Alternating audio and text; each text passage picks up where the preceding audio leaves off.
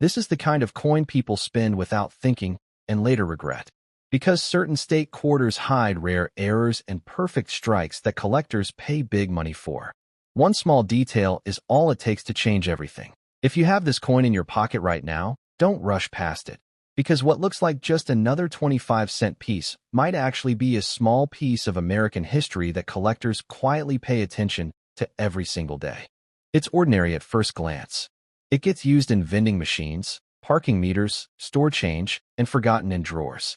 But sometimes, hidden inside the most common coins are stories, designs, and rare variations that turn something simple into something surprisingly valuable.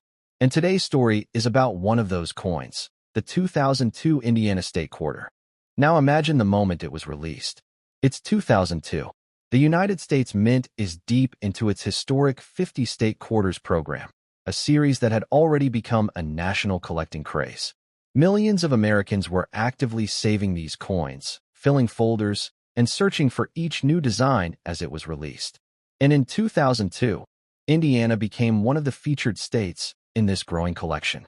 At the time, nobody treated it like anything special. It was just another quarter entering circulation. But in reality, it carried a design that represented something deeply connected to American identity and progress. The reverse side of the Indiana quarter shows a race car speeding forward around the outline of the state.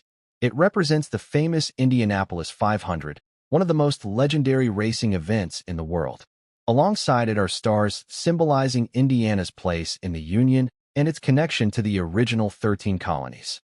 The phrase "Crossroads of America" is also included, highlighting Indiana's historic role as a transportation and trade hub. It's a design full of motion, energy, and pride, meant to reflect a state built on movement, industry, and innovation. But while millions of these coins were produced and released from both Philadelphia and Denver mints, something important happened in the background that most people never think about. Not every coin is identical. Some are sharper, some are weaker, some are struck slightly differently, and a very small number contain minting mistakes that were never meant to leave the factory floor. These mistakes are what collectors look for. Because in coin collecting, value doesn't come from how common something is, it comes from how rare it becomes over time. Most 2002 Indiana quarters are still only worth face value, 25 cents. Even in good condition, they usually remain very close to their original value because billions of state quarters were produced across the entire program. But once condition and rarity enter the picture, things start to change. High-grade examples, coins that were never circulated and preserved in near-perfect condition, can carry noticeable collector premiums. In some cases, certified top-grade coins have sold for hundreds or even thousands of dollars depending on quality and demand. Coin no one. That alone surprises many people, because most assume modern coins are never worth anything beyond pocket change. But the real excitement begins when we talk about errors. Some 2002 Indiana quarters have been found with unusual minting variations such as die breaks, rim abnormalities, weak strikes, and other production quirks. These are not design features. They are accidental results of the minting process. One of the most dramatic and valuable types of error in the entire state quarter series is the wrong planchet error. This happens when a quarter design is struck on the wrong metal blank, such as a dime planchet. These coins are instantly noticeable because they appear smaller or incomplete, and they are extremely rare. Coins like this can reach into the thousands of dollars depending on condition and certification, because so few exist and each one is unique. There are also cases where coins show doubling in design elements or unusual strike characteristics. These are subtle details, letters that look slightly doubled, edges that appear misaligned, or designs that seem slightly off-center. While not every variation adds value, certain verified mint errors are highly sought after by collectors. And this is where the Indiana quarter becomes interesting. Because while it is not considered one of the rarest state quarters overall, it becomes valuable in very specific conditions, especially when preserved in extremely high grades or when genuine mint errors are present. In normal circulation, though, most examples remain extremely common due to massive production numbers from both mints. Coin no one. That contrast is what makes it so fascinating. Two identical-looking coins can have completely different values depending on details most people never notice. One might be worth 25 cents. Another might be worth hundreds. And a rare, perfectly preserved or error-struck specimen can reach even higher levels depending on collector demand and certification. Now imagine this for a moment. You receive a coin in change years ago. You toss it into a jar without thinking. It sits there forgotten among other coins. Then one day, you take a closer look and realize it might not be ordinary at all. The surface is sharper than usual. The details look unusually clean. Or maybe something about it just feels different. That is the moment coin collectors live for. Because coins like the 2002 Indiana quarter remind us that value is not always obvious. It is not always loud. Sometimes it hides in plain sight, waiting for someone to notice what others ignored. Even today, collectors still search through rolls, mint sets, and old collections looking for better condition examples and rare errors from the State Quarter series. The Indiana quarter remains part of that ongoing search, not because every example is valuable, but because the possibility of finding something special still exists. And that possibility is what keeps this hobby alive. So if you ever come across a 2002 Indiana State Quarter, don't dismiss it too quickly. Look at the details. Check the condition. Pay attention to the strike quality. Because while most will always remain ordinary pocket change, a small number could tell a very different story. A story of rarity. A story of condition. A story of unexpected value hidden in something millions of people overlook every day. And that is the real power of coin collecting. Not just finding money, but finding hidden history in your hands. If you have this coin sitting in your pocket, in a jar, or hiding inside an old drawer, you might want to stop everything and take a closer look, because what you're about to hear could turn an ordinary 25-cent piece into something collectors quietly search for every single day. It looks simple. It feels ordinary. It passes through hands without a second thought. But sometimes, the most unassuming coins carry stories, history, and value far beyond what anyone expects. And today's story is about one of those coins, the 2009 District of Columbia State Quarter. Now picture the moment it all began. The year is 2009. The United States Mint is continuing its legendary 50 state quarters and territories program, a series that had already taken the collecting world by storm. After states like Delaware, Pennsylvania, and New Jersey started the journey, the program expanded to include U.S. territories and special districts. And one of the most iconic releases in that phase was the District of Columbia Quarter. At the time, most people didn't see anything special. It was just another quarter. Another coin mixed into everyday change. People used it for parking meters, vending machines, bus fares, and small purchases without thinking twice. But hidden within this release was something far more meaningful, a tribute to culture, history, and music that shaped America in a powerful way. Because the District of Columbia Quarter is not just a coin, it is a symbol of artistic legacy. On its reverse side, the design features one of the most legendary figures in American music history, Duke Ellington. Sitting confidently at a grand piano, his hands poised as if mid-performance, the image captures the soul of jazz itself. Above him, the words District of Columbia curve proudly across the top. Below, the phrase Justice for All stands as a reminder of the city's identity and purpose. It's not just a design, it's a moment frozen in time. Duke Ellington was born in Washington, D.C., and became one of the most influential jazz composers and pianists the world has ever known. His music defined an era, shaped culture, and influenced generations across the globe. So when the U.S. Mint chose to honor him on a coin, it wasn't just about currency, it was about legacy. But here's where things get interesting. While millions of these quarters were minted and released into circulation, not all of them are created equal. In fact, hidden among the common versions are rare variations that collectors dream of finding. Some coins were struck with small minting errors during production. These mistakes were never intended to leave the mint, but a few slipped through quality control. And in the world of numismatics, the study and collection of coins, mistakes can mean opportunity. There are examples where the design appears slightly doubled, creating a ghost-like effect on lettering or details. There are coins where the strike is slightly off-center, shifting the design in a way that makes it look unusual and rare. And there are high-grade versions that were never circulated at all, coins that remained untouched, preserved in near-perfect condition since the day they were minted. At first glance, these differences may seem small, But in coin collecting, small details can change everything. Because rarity is not always about age. Sometimes it is about survival. How many coins stayed perfect? How many escaped scratches, wear, and damage? How many still carry their original mint luster after years of existence? Very few. And that is exactly why collectors pay close attention to the 2009 District of Columbia quarter. When most people think of modern coins, they assume they have little to no value beyond face amount.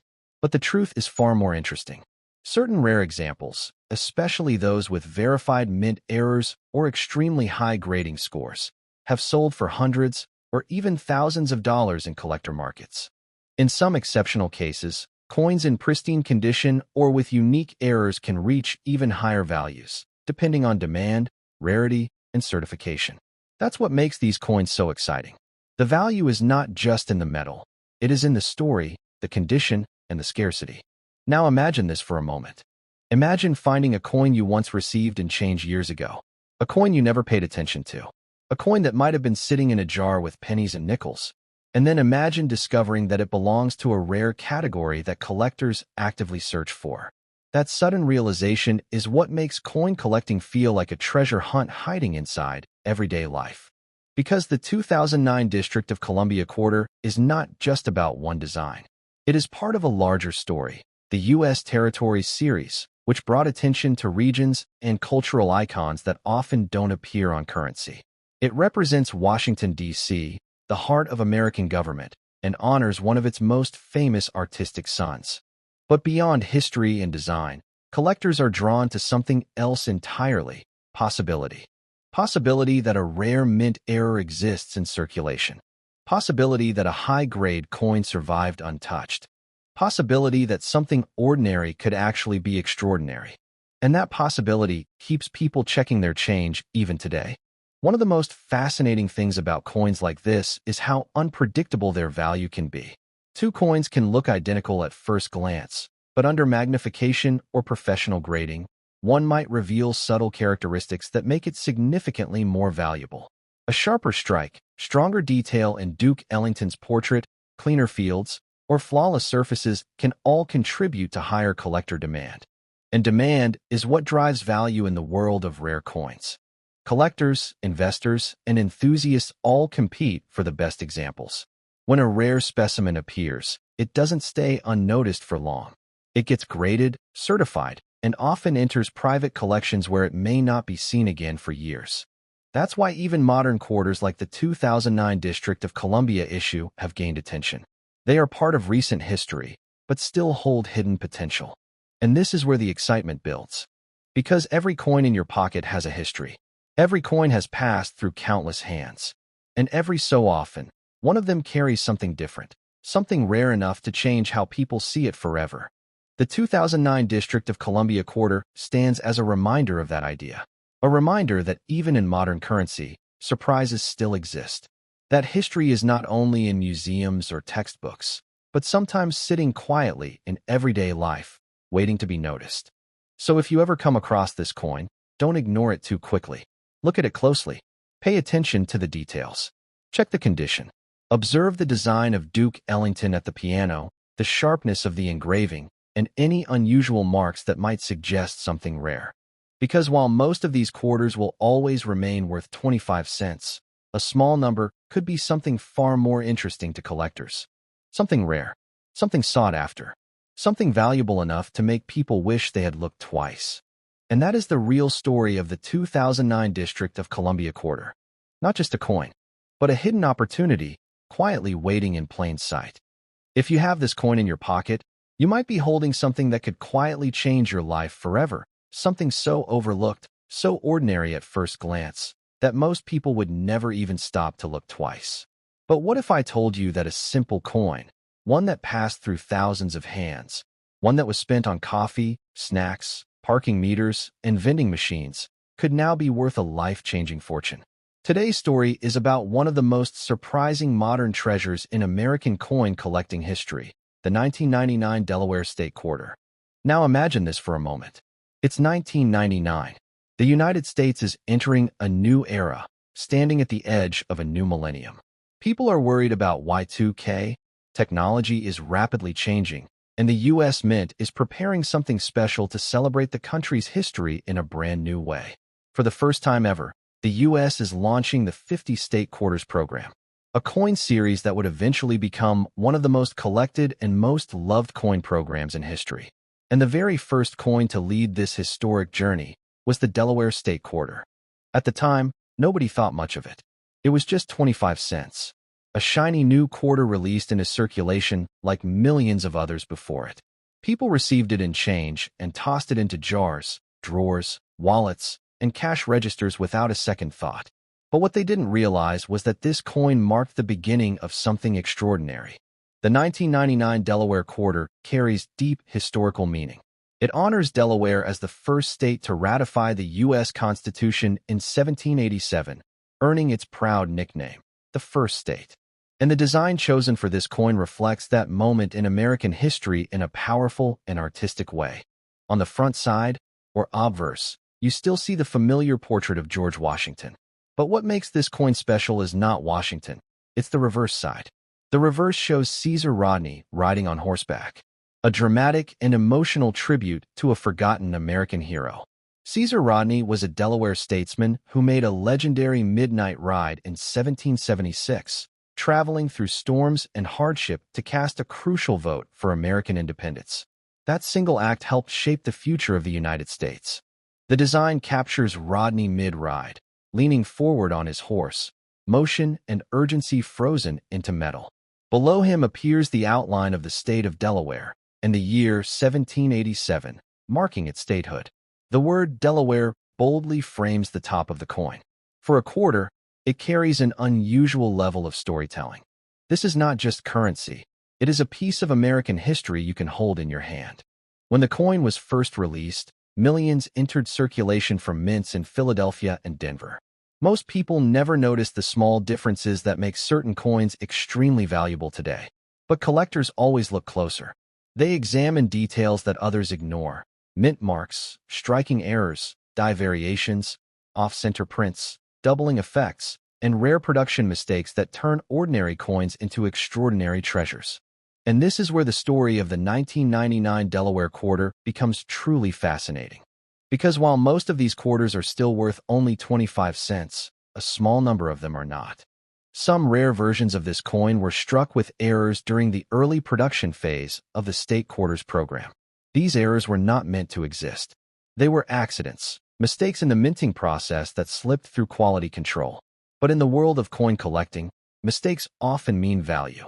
And sometimes, they mean massive value. There are examples of off-center strikes where the design is slightly shifted, creating a strange and visually dramatic appearance. There are double die errors where elements of the design appear twice, slightly misaligned, creating a ghost-like shadow effect on letters or images. There are also high-grade mint state versions that were never circulated, preserved in near-perfect condition for decades, untouched by human hands. Now here's where things start to get really interesting. Collectors and experts began noticing that certain high-grade 1999 Delaware quarters, especially those with rare mint errors or perfect grading certifications, started appearing in auctions and private sales at unexpectedly high prices. At first, it was a few $100s, then a few thousand, then even more. Why? Because the State Quarters program had a unique place in American culture. Millions of people collected them. Entire sets were built coin by coin. And the very first coin in the series, the Delaware Quarter, became the most symbolically important of them all. Scarcity is the heart of value in coin collecting. And even though millions were minted, very few survived in perfect condition.